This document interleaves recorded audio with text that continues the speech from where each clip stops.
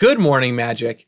I'm Gavin Verhey from Wizards of the Coast, and Modern Horizons 2 previews are just around the corner, kicking off next week. But before we get into more with Modern Horizons 2, I thought I'd talk about Modern Horizons 1. How did that set come to be in the first place? Well, let me tell you all about it today. So about once a year at Wizards, we have what we call the hackathon. This is where we're given a stated goal of what we're trying to create, and then we clear all of our work for the whole week, and we just break into small teams and try and make something cool that fits that goal. Now, the hackathons almost always come up with some pretty cool stuff, but one of the most memorable ones was 2017's. The task was to try and create a new draftable product, and we ended up with 3 big winners.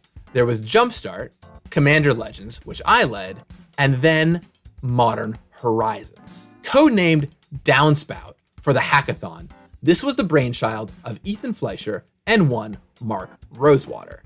They both wanted to do Time Spiral 2, full of decadent designs and all kinds of wild mechanics and hints toward the future, and so they settled in on working on that product. And it was pretty clear quickly that this had a lot of legs. We all agreed that for standard sets, making sure they aren't too complex and anybody can get into them is really, really important.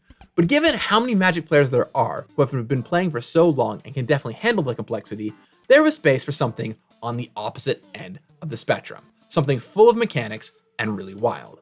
And so this project was greenlit and given the official codename of Contemporary. So we were making this set with all these characters and planes that could be from anywhere in Magic's history. And it had all of these mechanics. The only question became, where are people going to play these cards?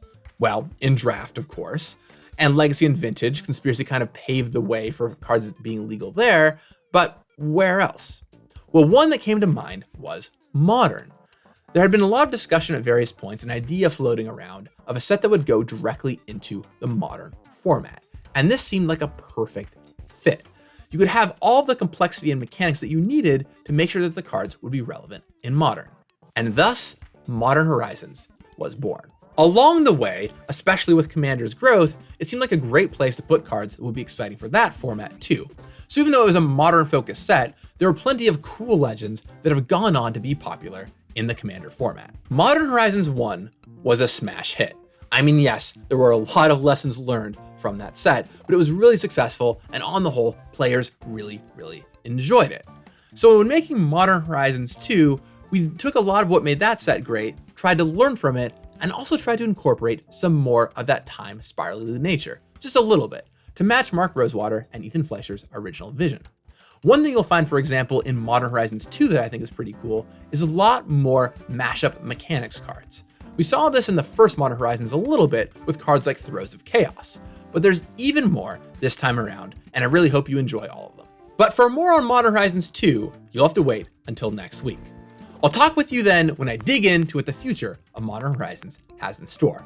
But until then, may you have a lot of fun playing with Modern Horizons 1. You got this. Spiteful Prankster. So this card is from Jumpstart, and one really interesting thing about Jumpstart is just how theme forward it was. Really, every one of the packets had to have a strong theme.